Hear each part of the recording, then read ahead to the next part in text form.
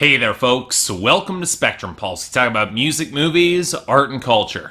And today, we're finally going to be talking about the debut album from Isaiah Rashad called The Sun's Tirade. So here's something I don't often talk about when it comes to albums.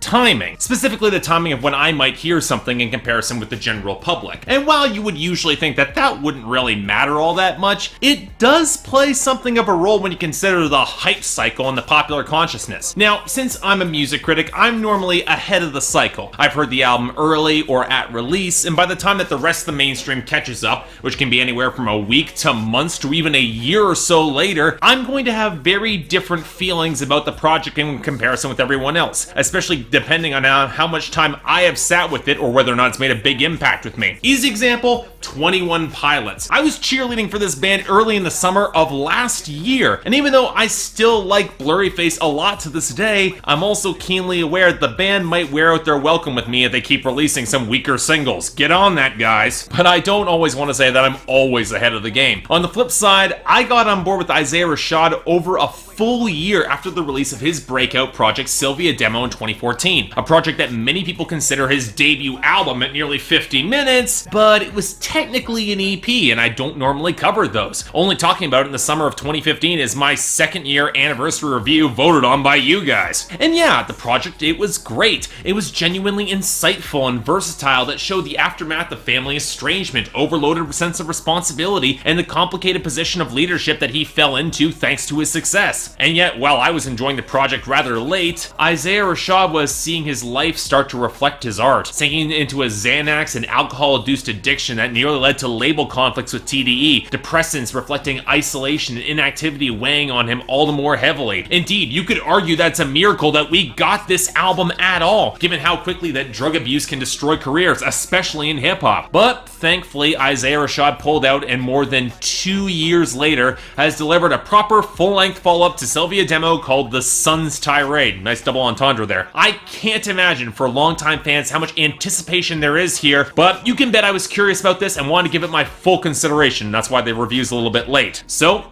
how'd it turn out? Well, look, this was frustrating, that's for damn sure. It's the sort of project that on the surface has to be concealing subtext or potent themes, and yet the more times I listened through The Sun's Tirade, the less I found that it connected with me on a deeper level. And sure, you could argue that this album is transitional, more intended for introspective vibing, digging through the mire of indecision, depression, and intoxication from which Isaiah Rashad managed to claw himself free by the grace of God. And yet, even with some decent vibes, I can't really say I like a lot of the execution as much as some of the ideas. I won't say this is a bad album. The production and guest performances really do step up a lot here, but this was very close to becoming a real slog of a listen, and not the sort that I can see myself wanting to revisit anytime soon. Now, before we start into this, keep in mind that this sort of exploration of depression, it's not new, especially in hip-hop. Throughout the past few years in covering this genre, I've tackled a wide range of artists tackling this topic. From the antisocial, caustic side that you get from Cage or Earl Sweatshirt, to the complicated, more lingering pain of Pharoah Monch or Kendrick Lamar, to the artists that kind of fall in between, like Atmosphere or Aesop Rock, who get very honest with their audience. And yet, Isaiah Rashad's path steers away from any of these. Outside of scattered interludes from co-president of TDE, Dave Free, trying to spur Isaiah Rashad to find a topic and put out something, this album has neither the interest or the focus to really tackle that head on, or even get to the roots of what triggered that dangerous addictions. It's more of a wallow, fully aware that he's hurting himself more than he's hurting anybody else. He even admits it, but he's so awash in alcohol and Xanax that he can hardly care, clinging to sparse happy moments like a birthday around an audience to whom he struggles to convey his pain. And you know, I can empathize with that, feeling like you're going through the motions on a path that will inevitably fade back into obscurity, yet you can't rise off that path, with only a few ideas and an increasing disconnection from the world and people around him, especially when all of that success has just failed to really satisfy him on some level. And we do get nuggets of that deeper clarity that call it out, questioning how to convey his pain to a predominantly white audience that listens to him,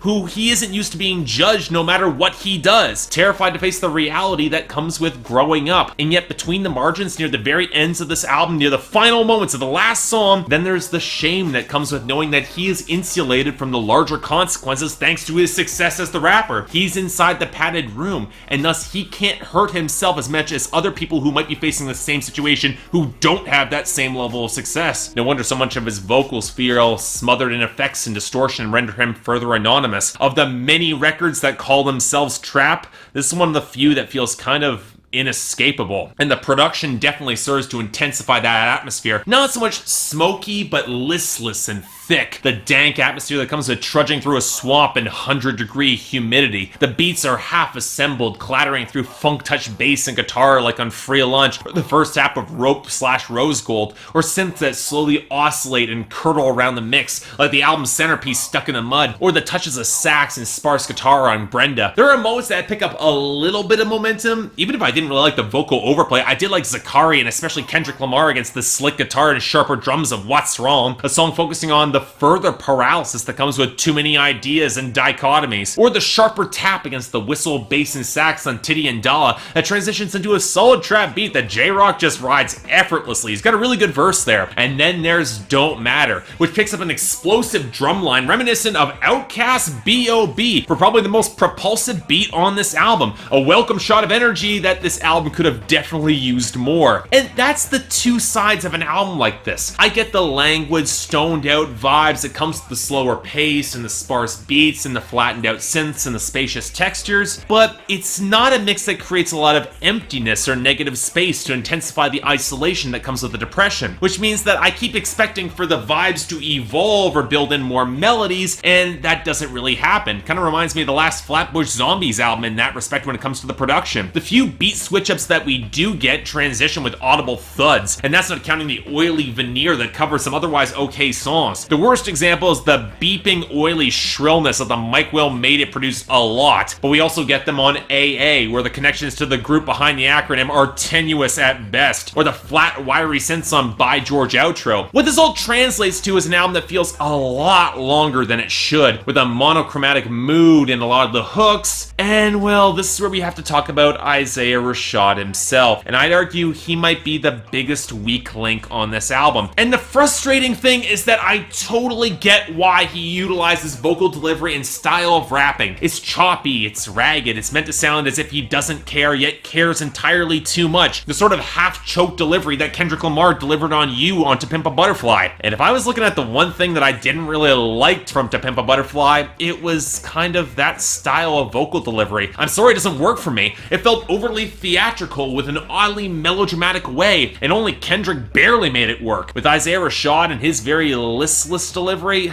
I'm sorry, it works even less. And when you further muffle him behind additional filters to attempt to sound lo-fi, which can clash in a pretty jarring way when there are guest singers or rappers on the album who don't have those filters, it comes across less like an isolating technique and more of finding a way to make it sound somewhat listenable. And that's before you get to places where he will just mumble or half croon his way through bars with little actual energy, and it just feels really slapdash, rhyming words with themselves, repeating syllables or phrases to fill up space, dropping off the rhythm and bars entirely. There are ways to convey that you don't care without stumbling this much as an MC. And what's even more exasperating is that between this, you can hear fragments of half-drunken muttering or even laughter on a lot, or moments on the sound where he does pick up stronger flows, which raise the question how much of this is genuine sloppiness in the studio, or if it's an affectation that he's doing for the album. And yet, in both cases, is it even really an excuse? Especially when some of the flows, like on Park, they can feel so painfully basic. I know Isaiah Rashad, he's a better rapper than this. And while I would get it if it's an artistic decision, it still doesn't really sound good. I'm not gonna want to go back to these songs. Ugh, I'm sorry guys, this was a really frustrating listen. Most cause, on some level, this album conveys exactly what Isaiah Rashad wants it to. If it's looking to convey depression, writer's block, and that miserable feeling you get feeling trapped in your own life and ashamed about even talking about it because of your own privilege, he pulled that off. But beyond capturing that mood for over an hour, the rest of the content and the delivery, it feels really shoddily constructed, straining for ideas and spinning its wheels to flesh something out, and we really don't get a lot. It's a draining listen, but not much in a good way. So turgid and frustrating to see a rapper who is already holding responsibility so heavily collapse under all of its weight. And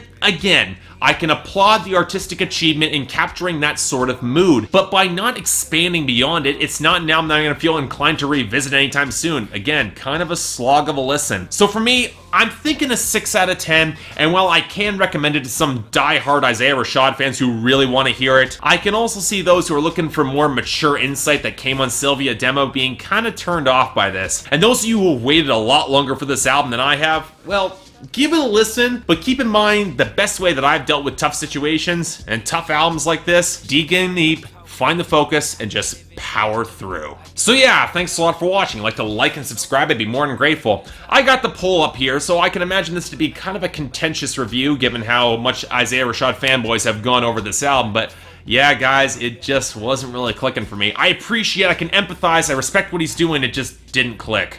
Beyond that, anything else I might be able to do to improve my presentation, or any other albums coming up that you want me to take a look at, I will try to give them a listen.